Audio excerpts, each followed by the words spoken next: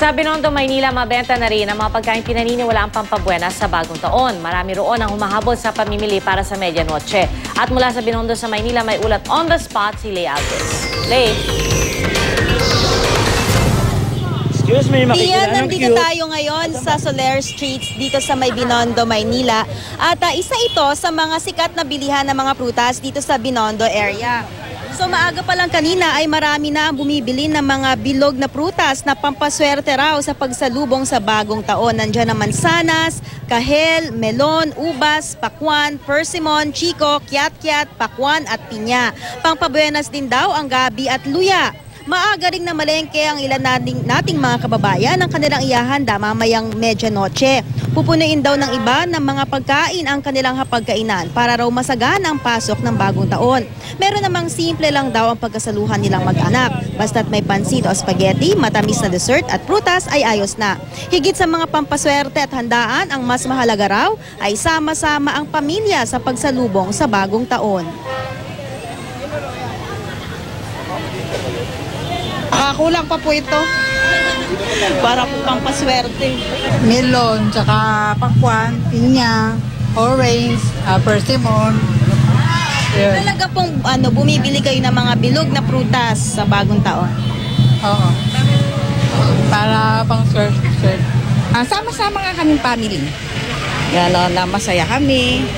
Ano yung wish nyo para sa family nyo ngayong bagong taon?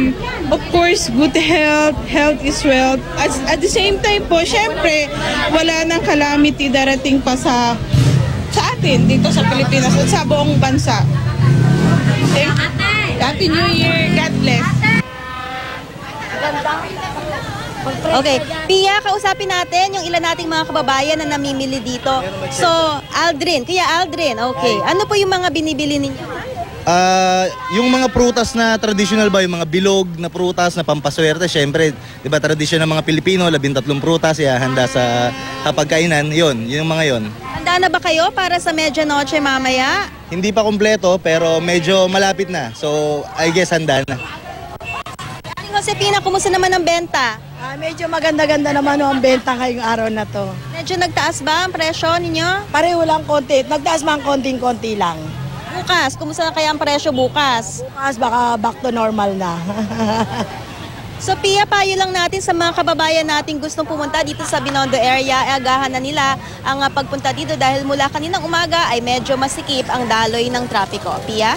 So, Lay, hindi naman mahihirapan yung mga kababayan natin na maghanap ng iba't ibang klaseng bilog na prutas. Kumbaga yung variety dyan, okay na naman. Hindi naman puro pongkan lang o puro mansanas lang. Kasi diba sabi nila dapat 12 iba't ibang klase ng prutas, tama ba? Na bilog na prutas?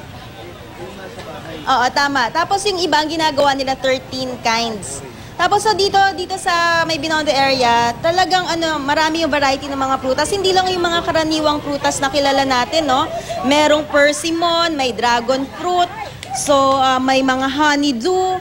So maraming mapagpipilian dito. So tama ka nung ginagawa ng iba para tipid, tig-iisang klase ng prutas at 12 kinds o 13 kinds para daw pampaswerte. Pia? Alright, maraming salamat sa iyo. Happy New Year, Lay Alves.